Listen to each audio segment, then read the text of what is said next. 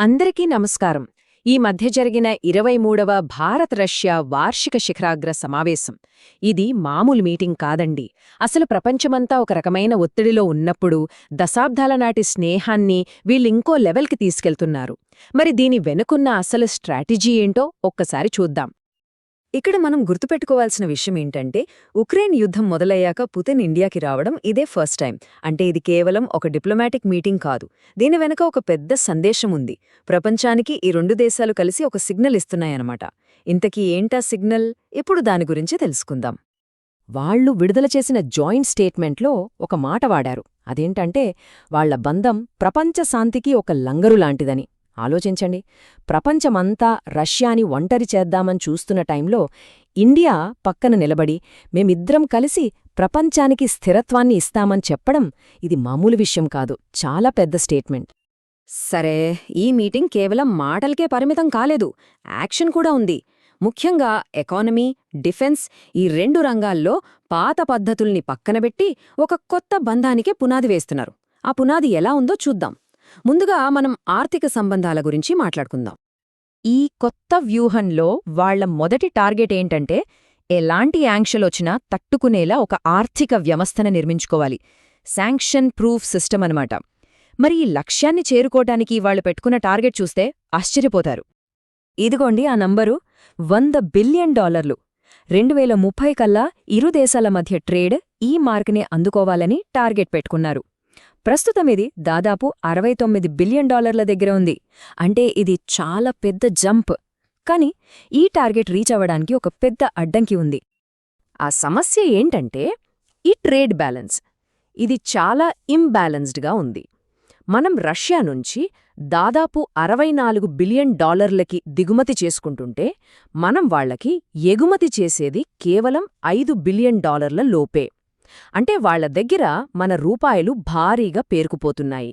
దీనివల్ల ఒక unique financial problem create అయింది. ఆ సమస్య ఏంటంటే శాంక్షన్స్. ఈ ఆంక్షల వల్ల మనం రష్యాకు పేమెంట్స్ అన్నీ ఇండియన్ రూపీస్లోనే చేస్తున్నాం. దానివల్ల వాళ్ల దగ్గర బిలియన్ల కొద్దీ మన రూపాయలు పేరుకుపోయాయి. కాని ఆ డబ్బుతో వాళ్లు ఏం చెయ్యాలి? దాన్ని డాలర్స్లోకి మార్చుకోలేరు, వేరే దేశాలతో ట్రేడింగ్కి వాడలేరు. సో ఆ డబ్బంతా వాళ్ల అకౌంట్లలో అలా ఉండిపోయింది. అయితే ఇక్కడే వాళ్లొక బ్రిలియంట్ సొల్యూషన్తో ముందుకొచ్చారు. సమస్యనే ఒక అవకాశంగా మార్చుకున్నారు. ఎలాగంటే, ఫస్ట్ ఇండియాకి ఎక్స్పోర్ట్ చేయడం ద్వారా రష్యాకు రూపాయలు వస్తాయి. తర్వాత ఆ డబ్బుని ఇండియాలోని వోస్ట్రో అకౌంట్స్ అనే స్పెషల్ బ్యాంక్ అకౌంట్లలో జమ చేస్తారు. ఇక ఫైనల్ స్టెప్, ఆ అకౌంట్లలో పేరుకుపోయిన వేల కోట్ల రూపాయలని ఇండియాలోని ఇన్ఫ్రాస్ట్రక్చర్ ప్రాజెక్టులలో లాంగ్ టర్మ్ ఇన్వెస్ట్మెంట్స్గా పెడతారన్నమాట. చూసారా ఎంత తెలివైన ఐడియాను? సో సింపుల్గా చెప్పాలంటే, ఒక పేమెంట్ ప్రాబ్లం కాస్త ఇండియాలో రష్యాకు ఒక భారీ లాంగ్ టర్మ్ ఇన్వెస్ట్మెంట్గా మారింది. దీనివల్ల ఇండియన్ ఎకానమీలో రష్యా వాటా ఇంకా పెరిగిపోతుంది. సరే, ఈ ఎకనామిక్ ఫౌండేషన్ తర్వాత వాళ్ల బంధంలో మరో రెండు ముఖ్యమైన పిల్లర్స్ అయిన ఎనర్జీ, డిఫెన్స్ వైపు వాళ్లు ఎలా అడుగులు వేశారో చూద్దాం. ఇక్కడ కూడా స్టోరీ చాలా మారింది.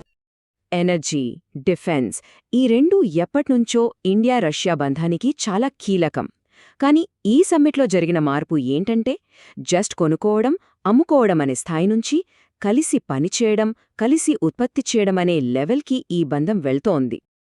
ప్రపంచమంతా పెట్రోల్, గ్యాస్ ధరలతో అల్లకల్లలంగా ఉన్న ఈ టైంలో ప్రెసిడెంట్ పుతిన్ ఇండియాకు ఒక హామీ ఇచ్చారు.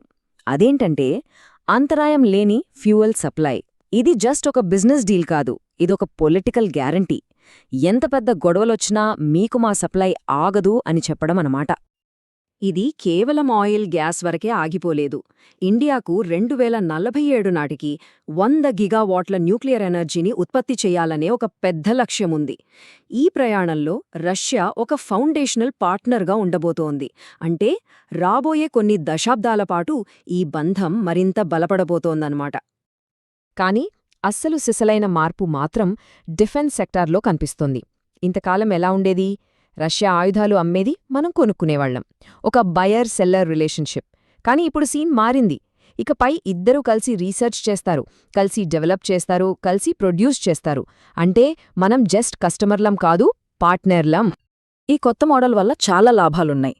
ఒకటి, మేక్ ఇన్ ఇండియాకి పెద్ద బూస్ట్ వస్తోంది. 2 మన దగ్గరున్న వేల కొద్దీ రష్యన్ ఆయుధాలకు స్పేర్ పార్ట్స్ కోసం ఎదురుచూడక్కర్లేదు, ఇక్కడే తయారవుతాయి. ఇక మూడోది చాలా ఇంట్రెస్టింగ్. ఇద్దరూ కలిసి ఆయుధాలు తయారుచేసి వాళ్లకు ఫ్రెండ్లీగా ఉన్న వేరే దేశాలకు అమ్ముకోవచ్చు కూడా. అంటే ఇండియా ఒక డిఫెన్స్ ఎక్స్పోర్ట్ హబ్గా మారే అవకాశం ఉంది. సరే, ఈ ఎకనామీ డీల్స్, డిఫెన్స్ డీల్స్ ఇవన్నీ కలిపితే మనకు కనిపించే పెద్ద చిత్రం ఏంటి? ప్రపంచ రాజకీయాల్లో దీని ప్రభావం ఎలా ఉండబోతోంది? ఇది ఒక కొత్త గ్లోబల్ యాక్సిస్కి దారితీస్తుందా? ఇప్పుడు ఆ యాంగిల్లో చూద్దాం. ఈ మొత్తం వ్యూహం వెనుకున్న అసలు పదం స్ట్రాటజిక్ అటానమీ, అంటే వ్యూహాత్మక స్వయం ప్రతిపత్తి. సింపుల్గా చెప్పాలంటే, మా సంగతి మేం చూసుకుంటాం, మా నిర్ణయాలు మేమే తీసుకుంటాం, ఎవరి ప్రెషర్కి లొంగేది లేదు అని చెప్పడం. అమెరికన్ డాలర్ని పక్కన పెట్టి సొంత కరెన్సీలలో ట్రేడ్ చేసుకోవడం, ఈ స్వేచ్ఛ వైపు వాళ్లు వేస్తున్న మొదటి అతిపెద్ద అడుగు.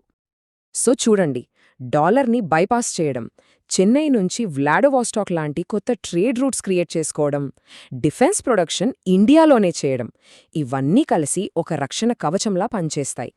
భవిష్యత్తులో ఎవరైనా ఆంక్షలు పెట్టినా, ఒత్తిడి చేసినా ఈ బంధం చెక్కు చెదరకుండా ఉండేలా ఈ ఏర్పాట్లు చేసుకుంటున్నారన్నమాట. అయితే ఈ స్ట్రాటజిక్ మూవ్ని మిగతా ప్రపంచ దేశాలు, ముఖ్యంగా అమెరికా, చైనా ఎలా చూస్తున్నాయి?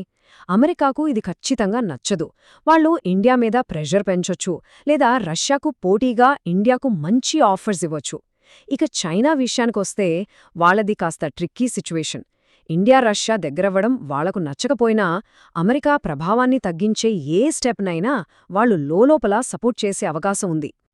ఈ ఎకానమీ, డిఫెన్స్ మాత్రమే కాదు, డిప్లొమసీలో కూడా ఈ బంధం చాలా కీలకం.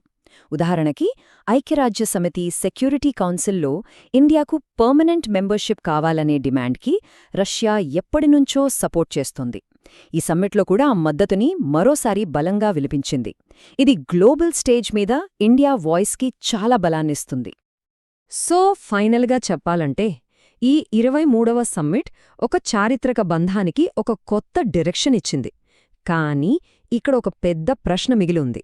మారుతున్న ఈ ప్రపంచ రాజకీయాల్లో వీళ్లు వేసిన ఈ అడుగు ఒక కొత్త శకానికి పునాది అవుతుందా, లేకపోతే ఇది చాలా రిస్క్తో కూడుకున్న ఒక జియోపొలిటికల్ గ్యాంబుల్గా మిగిలిపోతుందా? దీనికి సమాధానం బహుశా కాలమే చెప్పాలి.